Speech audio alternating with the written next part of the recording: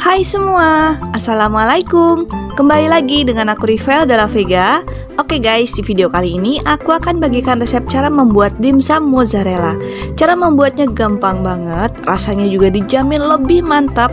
Dan yang paling penting, dimsum mozzarella ini bisa dijadikan frozen food, tentunya untuk menambah menu kalian jualan selama masa pandemi seperti ini. Penasaran cara membuatnya seperti apa? Tanpa berlama-lama lagi, langsung aja kita mulai ke tutorial pembuatan.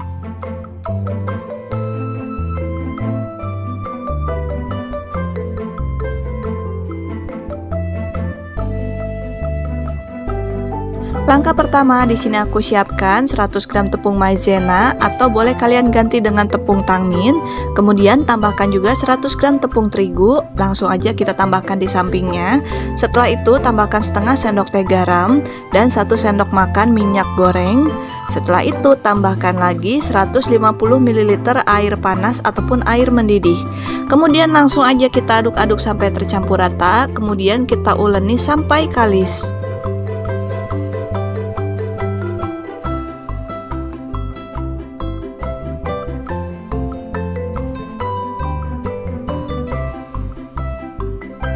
Langkah berikutnya, taburkan tepung maizena secukupnya di atas matras, kemudian ambil sedikit adonan, lalu kita gilas dengan menggunakan robin, dan ini kita gilas sampai ketebalannya tipis ataupun bagian garis-garis bawah dari matras ini kelihatan ya.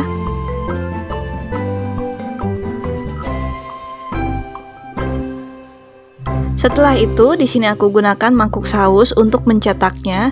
Ini diameternya sekitar 6 cm ya. Kalau kalian nggak ada mangkuk saus, boleh kalian pakai apa aja, yang penting bisa dipakai untuk mencetak. Oke guys, kurang lebih seperti ini ya hasilnya. Dan bisa kalian lihat juga untuk ketebalannya seperti ini. Selain itu, kulit dimsum ini juga anti robek ya. Oke, bisa kalian lihat.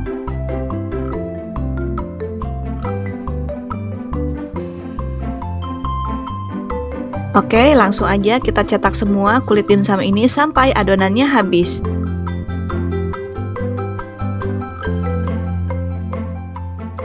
Langkah pertama, di sini aku udah siapkan 250 gram udang. Ini udah aku kupas dan dicuci bersih. Dan ini kita bagi dua ya, kita pisahkan dulu. Untuk yang dagingnya kita cincang halus seperti ini.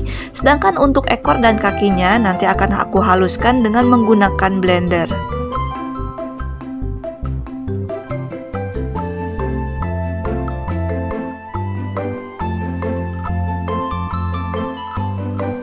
Kemudian di sini aku siapkan juga 250 gram daging ayam. Ini aku pakai ayam fillet yang bagian dadanya.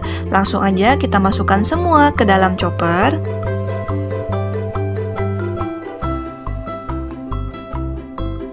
Setelah itu tambahkan bagian kaki udang dan ekor udang yang udah dipisahkan tadi.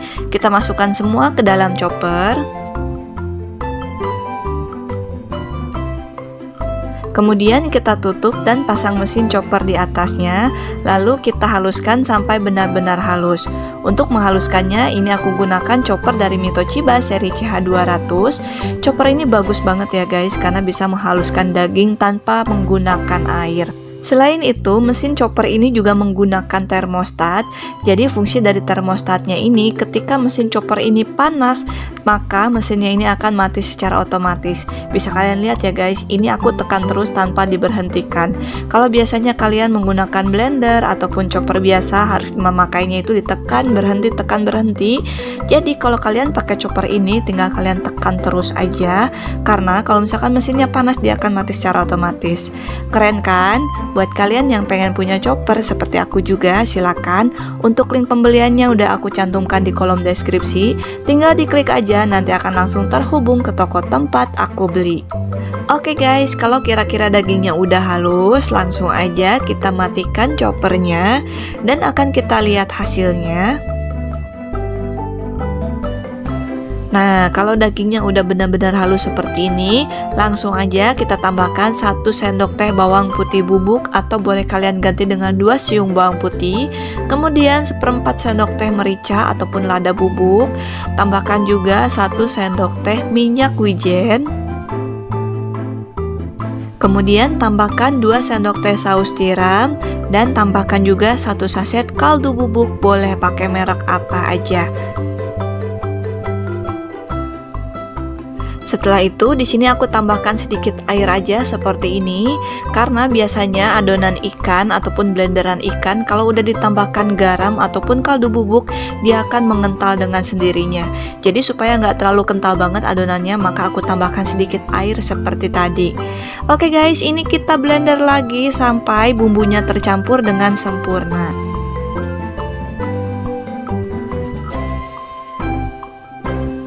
Oke, kurang lebih seperti ini ya hasilnya, udah halus banget. Langsung aja kita bersihkan mata pisaunya. Setelah itu tambahkan daging udang yang udah dicincang tadi, kemudian aduk-aduk sebentar.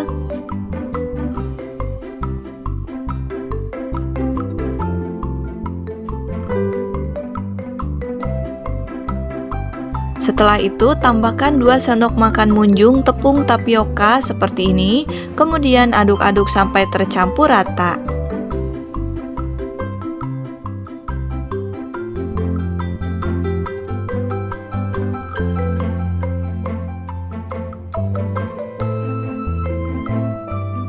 Langkah berikutnya, siapkan 1 lembar kulit dimsum, kemudian ambil 1 sendok teh adonan dimsum dan letakkan di tengah-tengah kulit dimsum seperti ini. Setelah itu kita lipat ataupun kita rempel bagian pinggirannya sambil dipadatkan ya. Oke, kurang lebih seperti ini.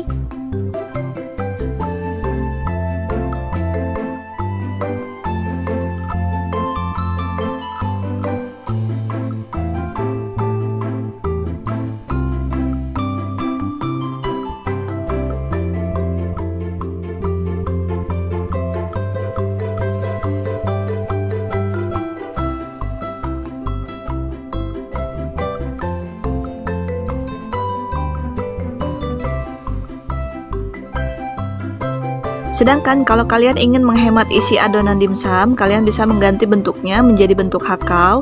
Caranya tinggal kita lipat 2 dan tahan di tengah seperti ini. Kemudian bagian depannya kita rempel ke arah dalam seperti ini. Oke, gampang banget ya guys ini caranya. Nah, kalau cara seperti ini lebih menghemat isi adonan dimsum.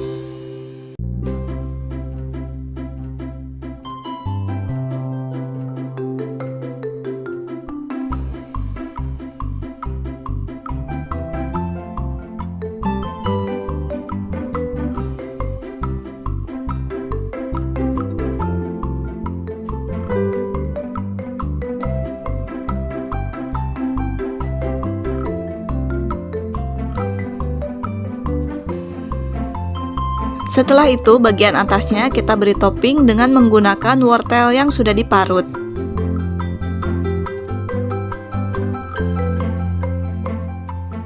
Oke guys, setelah diberi topping semua seperti ini ya hasilnya, jadi cantik banget. Dan satu resep yang aku bagikan ini jadi 35 dimsum dan 21 hakau, atau total keseluruhan yaitu 56 dimsum. Langkah berikutnya, langsung aja dimsum ini kita kukus dalam kukusan yang udah mendidih, dan dimsum ini kita kukus selama 15 menit.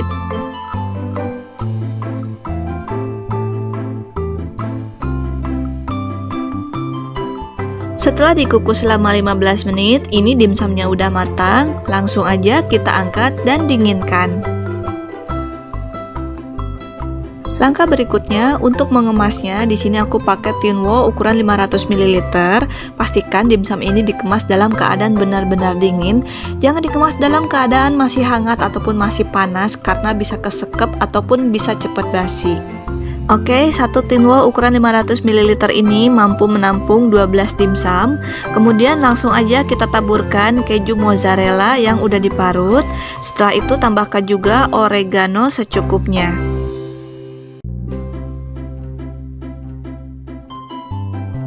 Kemudian kita tutup rapat dan siap dibekukan di freezer.